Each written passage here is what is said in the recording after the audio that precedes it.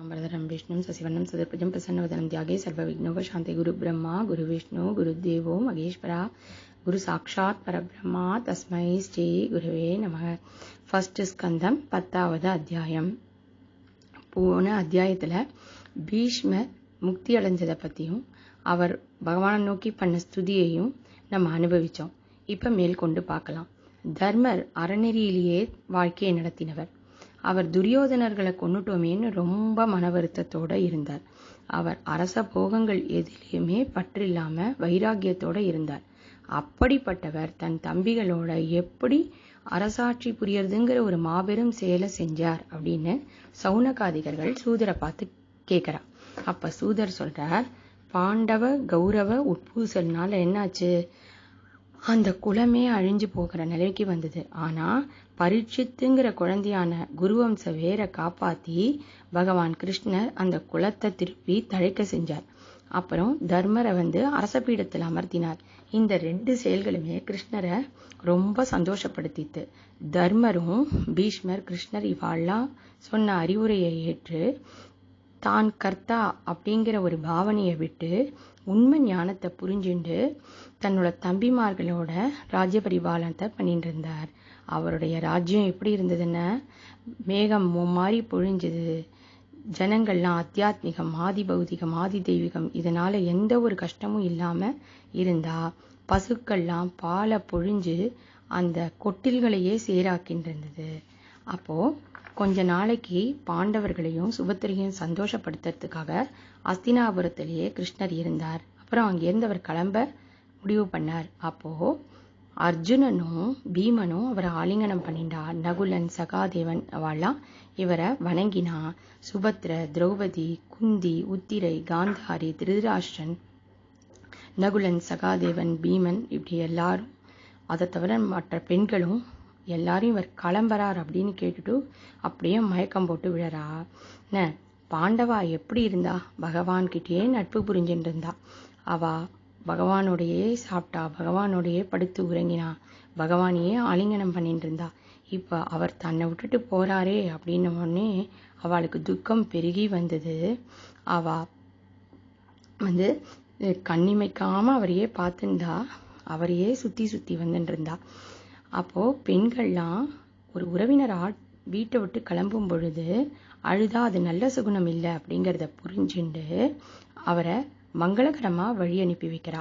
பெண்கள்லாம் அவர் மேல அன்பு கொண்டு அவரை பார்க்கணும்னு ஆசைப்பட்டு உப்பரிக்கை மேல நின்னுண்டு அவர் மேல பூமாரி பொழிஞ்சுட்டு இருக்கா.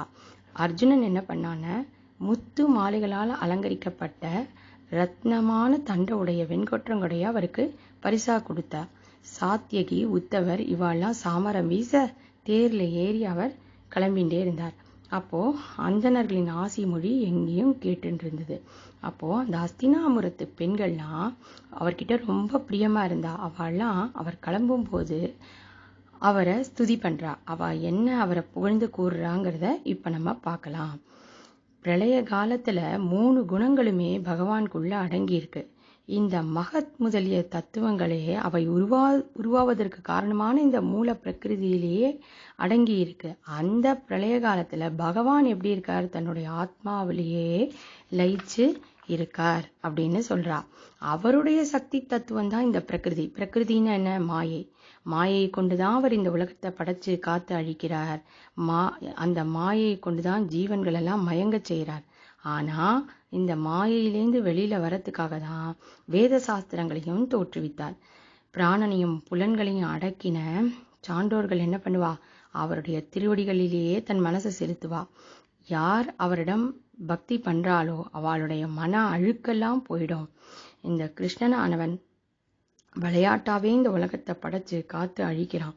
ஒவ்வொரு யுகத்திலும் தமோகுணத்தை கொண்டு அசுரர்கள்லாம் ஆட்சி புரியும் பொழுது இவன் சத்வகுணத்தை கொண்டு பல அவதாரங்களை செஞ்சு தன்னுடைய ஐஸ்வர்யம், சத்தியம், தயை, கீர்த்தி இதையெல்லாம் வெளிப்படுத்துறான்.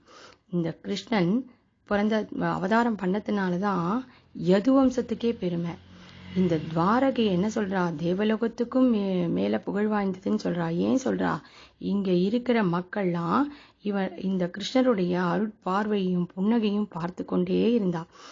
கிருஷ்ணனுடைய அதர அமுதத்தை பருகணும்னு கோபிகைகள் ஆசைப்பட்டா. ஆனா அந்த அதர அமுதத்தை பருகிற பாக்கியம் முழுக்க முழுக்க கிடைச்சது யாருக்குன்னா கிருஷ்ணனுடைய மனைவிகளுக்கு. அவெல்லாம் முன்ன ஜென்மாக்கள்ல எத்தனை விரதங்கள் இருந்தாலோ, ஸ்நானம் பண்ணாலோ, ஜப ஹோமங்கள்லாம் பண்ணாலோ தெரியல.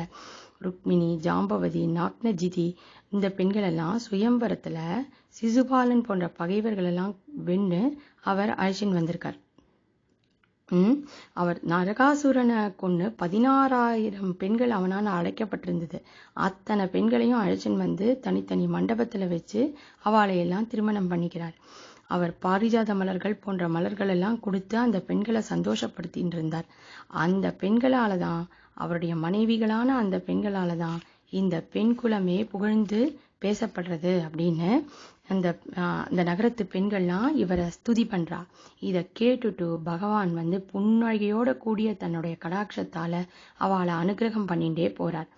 அப்போ தர்மரானவர் போற வழியில பகைவர்களால கண்ணனுக்கு ஒன்றும் ஆயிடக்கூடாது அப்படின்னுட்டு 4 வகை படைகளையும் அவர் பின்னாடி அனுப்பிச்சு வைக்கிறார். அவளும் மனசு வருத்தப்பட்டு கிருஷ்ணரை பிரிய விரும்பாம அவர் பின்னாடியே ரொம்ப தூரம் போறா. அப்புறம் கிருஷ்ணர் சொன்னதுக்கு அப்புறம் அவ திரும்பி போறா. கிருஷ்ணர் வந்து உத்தவர் முதலியவர்களோட தன்னோட நகரத்தை நோக்கி போறார். போற வழியில குரு, சாங்கலம், பாஞ்சாலம் போன்ற பல தேசங்களை கடந்து ஆனர்த்த நகரை அடையிறார். அப்போ குதிரைகள்லாம் ரொம்ப களைச்சு போயிடுத்து. வழியில அவர் போற வழியில இருந்த நகரங்கள்ல இருந்த ஜனங்கள்லாம் அவருக்கு மரியாதை பண்றா, அவரை கௌரவிக்கிறா. அப்புறம் சூரியன் மேற்கு திசை அடையிறப்போ அவர் அந்த ரதத்திலிருந்து இறங்கி மாலை கடன்கள் எல்லாம் முடிக்கிறார். இதுதான் இந்த அத்தியாயத்தின் உட்கருத்து. வசுதேவ வசுதம் தேவம் கம்சஜானுரமர்தனம் தேவகி பரமானந்தம் கிருஷ்ணம் வந்தே ஜெகத்குரு.